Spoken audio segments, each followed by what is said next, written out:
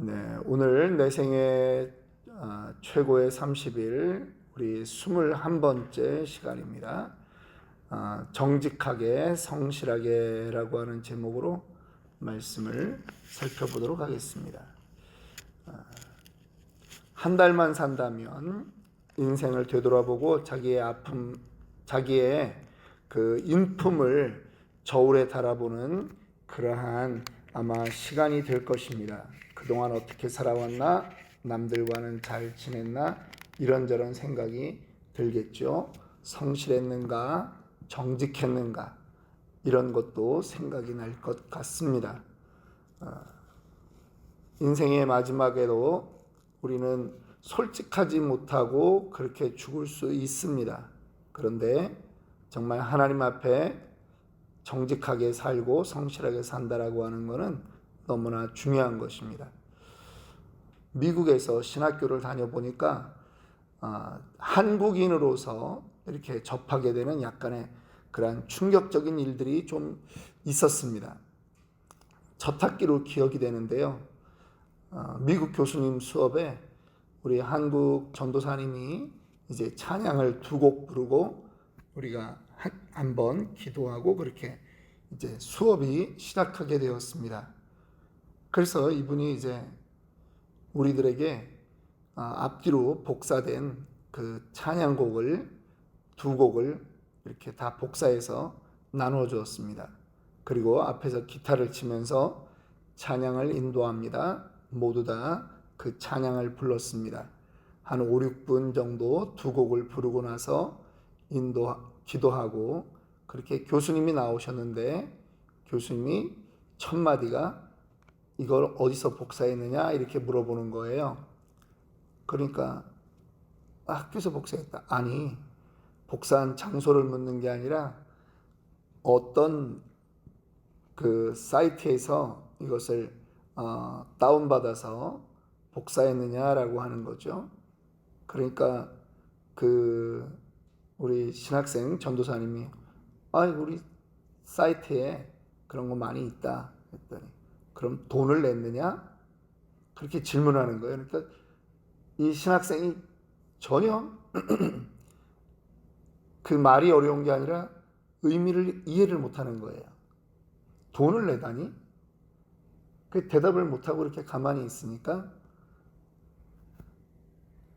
앞으로 복사를 하려면 그 사이트에 돈을 내고 다운을 받아서 복사를 해야지 아니면 이거는 훔치는 거다.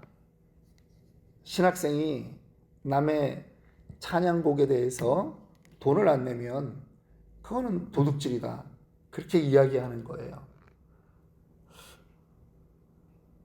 저도 뭐 예전에 찬양 인도를 해봤습니다만 그거 찬양곡들을 이렇게 다운받아가지고 갖다 붙이고 우리가 그렇게 해서 또 나눠주고 그렇게 찬양팀들이 연습하고 이럴 때 돈 내는 일이 없거든요. 근데 그 교수님이 그러는 거죠. 도둑질하는 거다. 이건 지적재산권에 해당되는 문제인데 너희가 도둑질한다. 깜짝 놀랐습니다. 우리에겐 너무 일상이 되어버린 거죠. 또 한 가지 신학교 저희 학교 같은 경우는 이제 총 학점이 90학점을 이수해야지 졸업을 합니다. 그런데 맨 마지막 과목을 들어야지 졸업이 되는 것이에요. 학점은 1학점 정도밖에 안 되는데 그 과목 이름이 인티그리티라고 하는 과목이에요. 그 말을 해석하면 정직, 성실이라고 하는 과목이에요. 무슨 이런 과목이 있나 싶은데 신학교 졸업하면서 맨 마지막에 자신을 돌아보고 또 미래를 준비하는 시간들인데 네가 정직하냐 성실하냐라고 하는 게 그 과목의 타이틀 제목입니다. 너무 인상적이었어요. 미국의 뭐 신학교뿐만 아니라 미국의 힘이 이런 거구나 하는 생각을 해봤습니다. 제가 아는 한국의 유명한 여자 목사님이 계십니다. 그분 남편은 살아계신데 남편은 뭐 하시는 분일까 궁금했습니다. 어느 분에게 물어봤더니 같이 공부하셨던 그런 분이신데 원래는 남편분이 신학교를 들어오셨어요. 그리고 아내분은 그냥 따로 시간 보내기가 그래서 남편분과 함께 그 다음 학기에 이제 신학을 같이 공부하게 되었습니다. 그런데 기말고사 볼 때 남편분이 컨닝을 했어요. 그래서 경고를 먹었어요. 뭐 학교를 잘린 건 아닌데 스스로 졸업과 목사 안수를 포기했다는 것입니다. 결국은 이 아내분이 졸업을 하셨고 나중에 목회를 하고 계세요. 남편분이 내조를 하시는 거죠. 그런데 원래 그 가정은 남편분이 목사가 되기 위해서 미국에 유학을 왔던 거예요. 특별히 남편분의 아버님은 한국에서 큰 교회 목회자였습니다. 요즘 우리식으로 얘기하면 다음 수순이 다 정해져 있었던 것인데 그분이 양심상 그 모든 것을 포기했던 것입니다. 미국에서 가장 심한 욕이 뭔지 아시죠? 거짓말장이라고 하는 욕이에요. 우리는 누구에게 너는 거짓말장이야. 물론 뭐 이런 말도 잘 하지 않습니다만 우리는 그 말을 들었다고 해가지고 우리는 그것이 정말 지옥에 나가라 하는 말과 같은 그 정도 수준의 아주 심한 욕인지 우리는 그거를 인식하지 못합니다. 방금 전에 저는 이 정직이란 말, 성실이란 말이 인티그리티라고 하는 그러한 단어라고 말씀드렸습니다. 그런데 이 말에 어원이 있어요. 인티저라고 하는 이 어원은 숫자를 가리키는데 어떤 숫자냐면 분수 이런 것이 아니라 정수, 완전한 수 이거를 말하는 거예요. 정직, 성실 이것은 굴절된 삶이라고 하는 것과는 반대되는 아주 온전함을 뜻하는 말입니다. 정직이나 성실이 부족하면 나타나는 현상이 있습니다. 그것은 바로 교회의 모습, 교회에서의 모습과 사회에서의 모습이 달라지는 것을 우리는 그 현상으로 볼 수 있습니다. 성도 앞에서의 목사의 모습과 집안에서의 목사의 모습이 다를 수 있다라고 하는 거죠. 표리부동한 그러한 삶이 되는 것입니다. 우리는 특별히 또 한국어에서 성실이라고 하는 말은 열심히 산다 정도의 의미로 해석이 되는데요. 이 인티그리티라고 할 때 이 성실 이거로 번역되는 이 말은 그냥 우리가 열심히 사는 그 정도가 아니에요. 정직이라는 의미와 함께 사용되는 말입니다. 정직하면서 열심히 사는 거예요. 잠언 28장 6절은 이렇게 말씀합니다. 가난하여도 성실하게 행하는 자는 부유하면서 굽게 행하는 자보다 나으니라. 성실과 정직은 값으로 따질 수 없는 것입니다. 성실하고 정직하면 그 사람 삶에 그 내면의 평화로 가득 차게 되어 있는 것입니다. 우리 주변에는 골프를 좋아하시는 분들이 많이 계십니다. 이런 말이 있습니다. 운동은 인품을 만들 수는 없다. 그러나 인품이 드러나게는 할 수 있다. 축구 한번 같이 차보면 그 사람 성질 다 나오잖아요. 평상시에는 아주 괜찮았던 사람인데 이 승부욕에 가서는 이거 뭐 발을 걸어서라도 넘어뜨려야 된다라는 생각이 있는 그런 사람들도 볼 수 있지 않습니까? 뭐 3시간 그 정도까지 운동 안 해봐도 알아요. 1시간만 같이 뛰어봐도. 그런데 이것이 우리 인생을 살아가는 인생의 경기장에서 우리에게도 동일하게 적용해야 된다라고 하는 것입니다. 여러분들이 정직하고 성실하다라고 하는 것은 교회에서만 그렇습니까? 아니면 바깥에서도 그렇습니까? 우리는 정직해야 되고 성실해야 됩니다. 실제 있었던 미국에서의 한 이야기를 소개하겠습니다. 어떤 중년 커플들이 패스트푸드점에 들어왔습니다. 그 닭튀김을 달라고 하고 그걸 이제 공원에 가서 먹으려고 그렇게 시켰습니다. 그런데 점원이 실수를 한 거예요. 너무 바빠서 포장용 봉투 안에 닭튀김을 넣는다는 거를 그만 옆에 매상 그 잔돈들 들어있는 상자를 그냥 이 닭고기인 줄 알고 그걸 넣어버리고 봉투를 툭툭 접어가지고 그냥 건네준 거예요. 그 사람들도 별 생각 없이 그 봉투를 받아가지고 닭튀김인 줄 알고 그냥 공원에 와서 열었는데 거기에 $800의 돈이 들어가 있는 겁니다. 약 $800 정도. 얼른 그걸 가지고 다시 그 패스트푸드점으로 갔습니다. 그 안에서는 이미 난리가 났습니다. 하루 종일 장사했던 것이 다 없어졌거든요.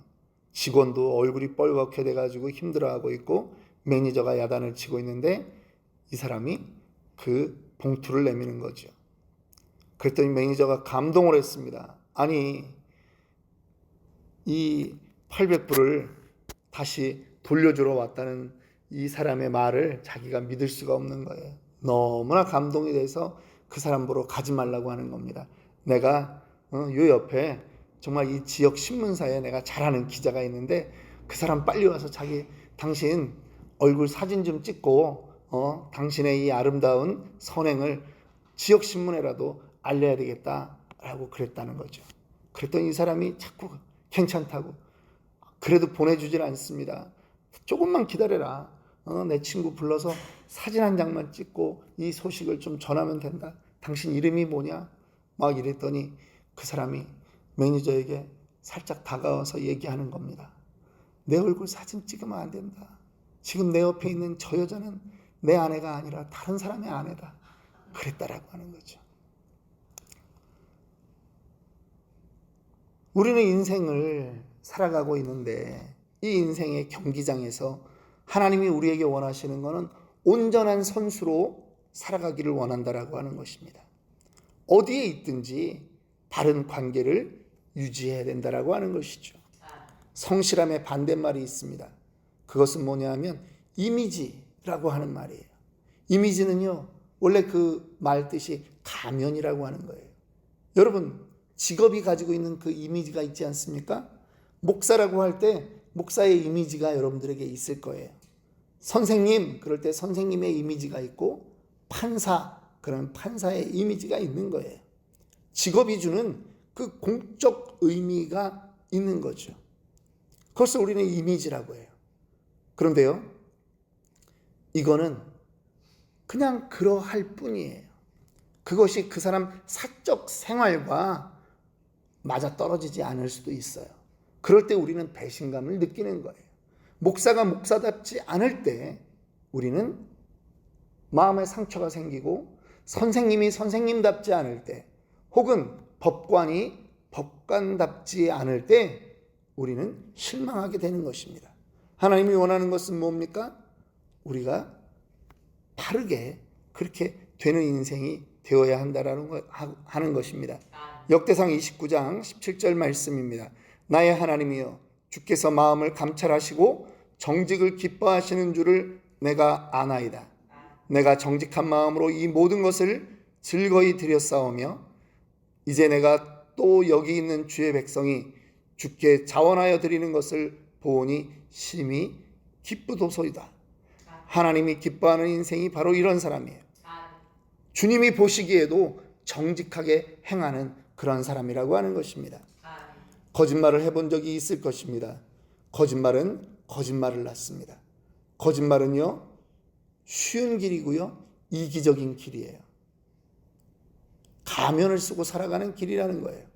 그런데 누군가를 사랑하면 거짓말할 일이 없습니다. 우리의 인생에서도 그렇습니다. 실패했으면 실패한 대로 그냥 인정하면 됩니다. 인정하고 고백할 용기가 필요한 것이고요. 그 용기를 우리는 다른 말로 정직이다, 성실이다 이렇게 말하는 것입니다. 그러면 하나님은 우리에게 또 세컨 찬스를 주십니다. 하나님은 마치 체조 선수가 마루 경기를 다 끝나면 심판들이 채점판을 들듯이 우리의 인생이 끝날 때 하나님이 우리에게 채점판을 들어주시는 것입니다. 상과 벌이 있어요. 그런데 여러분 돌이켜 생각해 보면 하나님의 그 채점표에 만점을 받을 수 있는 인생이 누가 있겠습니까? 그러면 우리는 늘 낙제일 것입니다. 그런데 기쁜 소식이 있는 것입니다. 하나님이 채점표를 들고 있을 때 그 채점표에 우리가 혹시 실패해도 다시 기회를 주는 분이 계신 거예요. 예수 그리스도입니다. 그런데 그 기회는 단지 세컨 찬스만 있는 게 아니에요.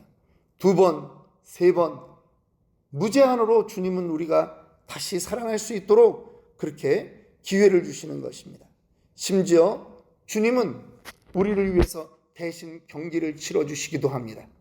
그래서 우리의 그 잘못된 그 낙제 점수의 성적표를 주님은 자기의 십자가에 이미 못을 박아 버리셨습니다.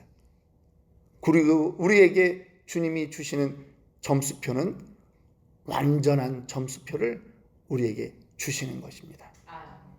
오늘 우리가 읽었던 로마서 5장 15절의 말씀입니다. 그러나 이 은사는 그 범죄와 같지 아니하니 곧 한 사람의 범죄를 인하여 많은 사람이 죽었은즉 더욱 하나님의 은혜와 또한 한 사람 예수 그리스도의 은혜로 말미암은 선물은 많은 사람에게 넘쳤느니라. 우리는 받을 자격이 없는데 그 하나님의 선물을 받았습니다. 주님이 그렇게 우리에게 베풀어 주셨습니다. 인생 30일만 산다면 여러분 성실하게 정직하게 하나님 앞에 올바르게 그렇게 살기를 결심하는 저와 여러분들이 되기를 주님의 이름으로 축원합니다. 숙제를 한번 살펴보겠습니다. 여러분들 오늘 한번 원을 그려놓고 우리가 그 24시간 시간을 그리듯이 그 둥그런 원 안에 자기가 중요하다라고 생각하는 그러한 영역을 한번 표시해 보기 원합니다. 첫째는 가정 혹은 일, 취미, 결혼생활, 재정, 교회생활 등등 이러한 영역들이 있지 않겠습니까? 그것을 칸을 한번 나눠보세요. 어떤 일이 여러분들에게 비중이 있습니까? 한번 그것들을 쭉 써보시고 그 매 일들마다 나는 어떤 가치관으로 살고 있는가 한번 그러한 가치관을 적어보십시오. 그런데 두 번째 숙제가 있습니다. 그 원의 맨 중심에는 하나님이라고 쓰는 것입니다. 하나님의 임재가 우리의 모든 삶의 항목에 우선적인 고려 대상이 되기를 원합니다. 나의 취미 생활에는 하나님이 우선인가? 나의 재정 생활에는 하나님이 우선인가? 나의 신앙생활, 당연히 신앙생활에 하나님이 우선일 텐데 과연 그러한가? 그리고 이제 우리가 변해야 되는 것이 무엇인지 한번 기록해 보기를 원합니다. 우리 오늘 함께 기도하겠습니다.